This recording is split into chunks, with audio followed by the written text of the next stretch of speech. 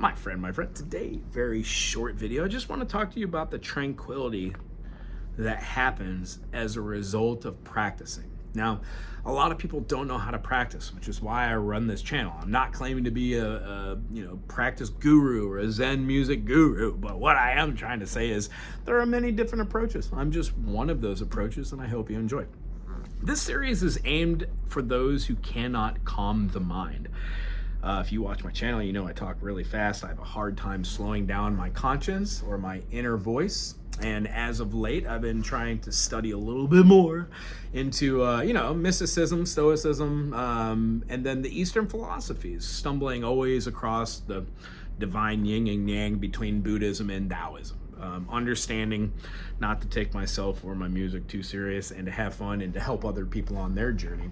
That really is what gives me happiness and joy, which is why I have somewhat whittled down my reality to just teaching music and having fun with it. Doing a couple projects on the side for, enjoyment. But this series is aimed at explaining how somebody who has, a little bit of jitteriness, a little bit of, I guess you would say, drama from life, working through that and having a healthy relationship with myself and music has always been a goal. So if you are on the same path and you consider yourself a musician that will never quit playing music regardless of what happens in life, this is the video for you. The tranquility that I feel from practicing like my circle fifths and being able to play this over and over and over again, doing little exercises like picking the A, keeping one finger solid and then moving my fingers around it.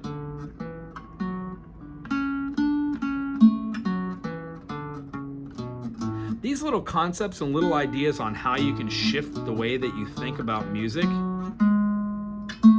it really will shift the way that you think about the inter-finger play that you have, the chords that you choose, and where they are and where they sit on the fretboard, and the correlation that these 7 silly chords have to themselves and to others. When you dissect the instrument, you see it as being same as some other instruments, and then you're able to hear the difference between like a lower groove.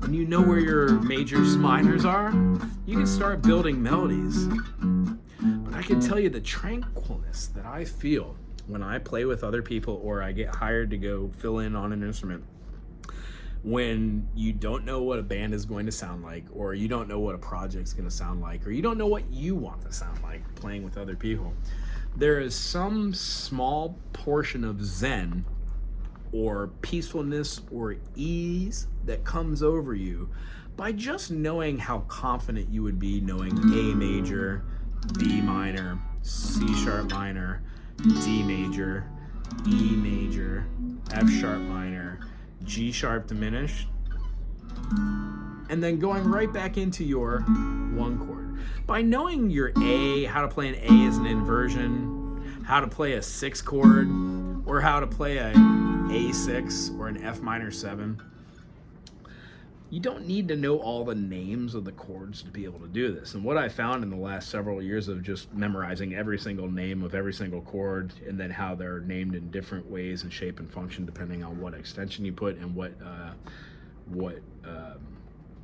you're using them for, the sole purpose.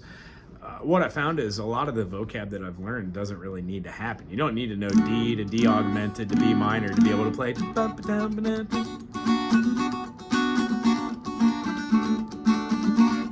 Maybe to explain it to somebody.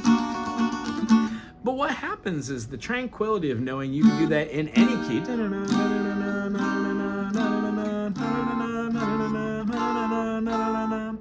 It leads to questions, and those questions get answered because that's what you do in practice. When you practice the art of practicing, you learn how to do that circle.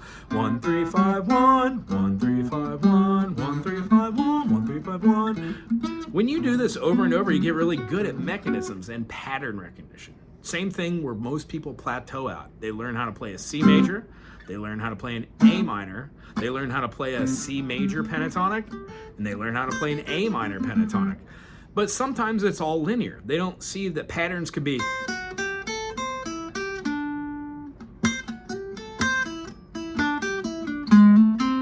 those those turn into melodies. And when you practice these all over the place,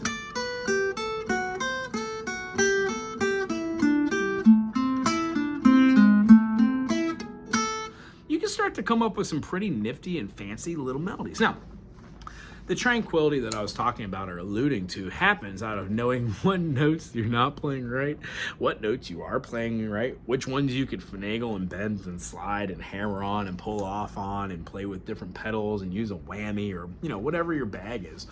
Having fun with the instrument and having this nature where you don't feel intimidated by it. What we're trying to express is there is a step process, just like the evolution of man.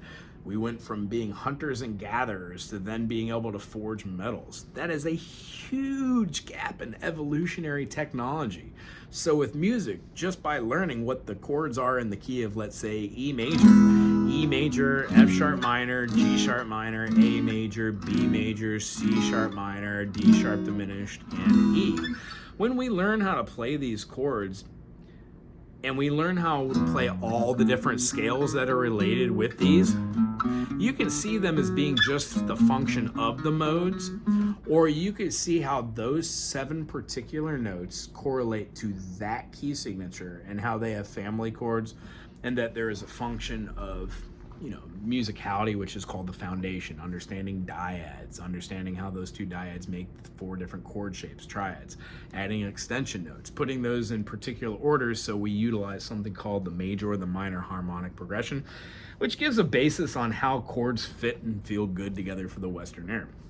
It's a lot of information. Once you work on part writing, note writing, seeing notes on the grand staff, taking a particular instrument, learning a new instrument, giving lessons, taking lessons, arranging your own music, having a CD, publishing it, maybe doing a book, things along these lines. These are all facets of having a part or a portion of your life be music. Sometimes it's a double-edged sword. So I'm going to leave you on this note. I can guarantee you, as somebody who has played music since they were 16, and I'm currently playing music now, I'm in my 40s, and,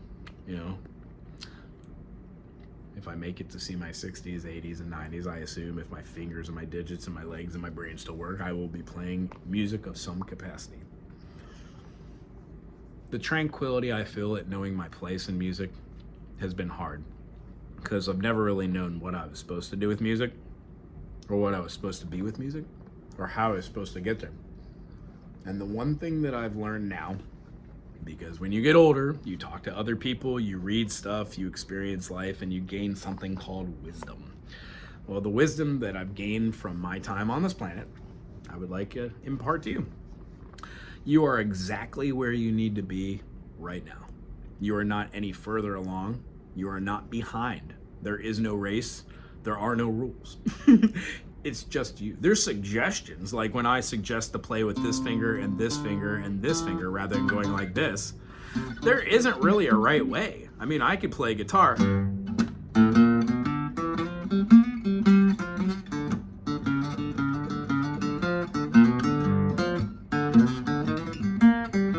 You can switch fingers.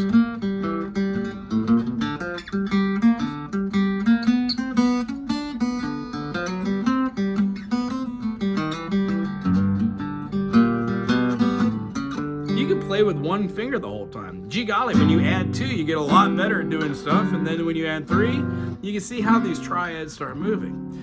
You don't have to test yourself to play an instrument with one finger to know that you can. But when you can see the possibility for every single action, whether it's a half step, a whole step, a minor third, major third, perfect fourth, so on and so forth, you start to realize how much you do know and how much you don't know. For me, and compared to my students, they would say I probably know 10 out of 10. But compared to my teachers, I know like 2 out of 10. So it's all about perspective. And that is our lesson for today. When you progress as a human or a musician, you will see that the time that you've spent has not been wasted. If you practice the art of practicing, you will cut several hours, months, years off of that process, and you will start doing the things that you fantasized about doing.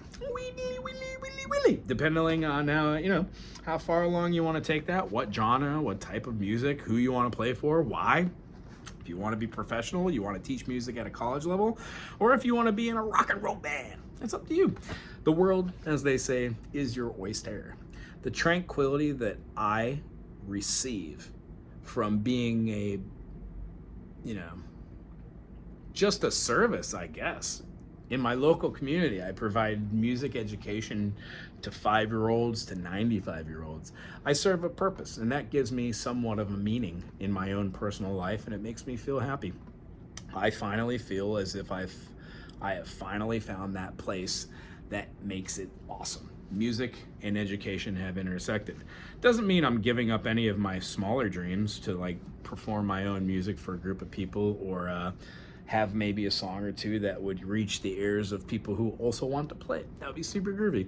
But I know not to take myself too seriously, and the tranquility that I have experienced in the last several 4, 5, 8 years, it's due to being trying to find that happy spot, that feeling of not feeling like I'm pushing anything too hard or I'm not being pulled back by anything.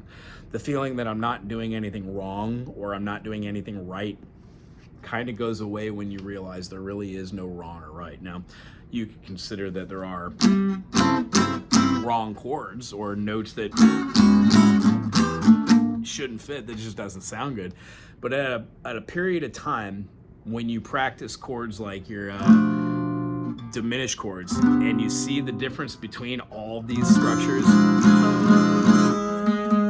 and you can pinpoint out why a G sharp sounds like that when you're putting that together with that half dim or full dim, it really adds another level because it doesn't change from this chord to this chord. So if you can play just a little groove like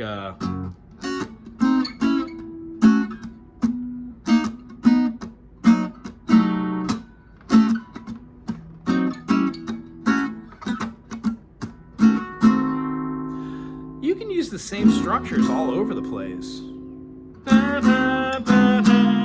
It reminded me of a movie theme.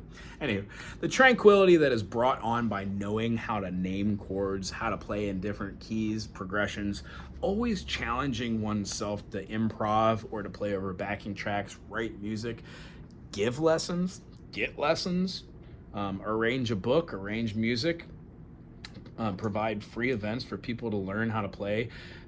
It will give you the experience of a lifetime, and you will ease into who you are maybe supposed to be. And remember, I'm just one idiot in the idiot show, just trying to go through life. Music has generally been a double-edged sword for me, but the older I get, the more I realize that the wisdom that has been attained from taking the time for practicing, the actual stamina it takes, and the attention to detail, and then just just showing up and being present for music for others and myself is just really where it's at. And overall, that gives me a very zen, a very tranquility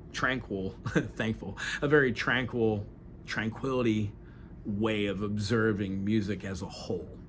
Doesn't mean that I don't get frustrated when I'm trying to write, or I get annoyed by different things not coming together. But the long and the short of it is,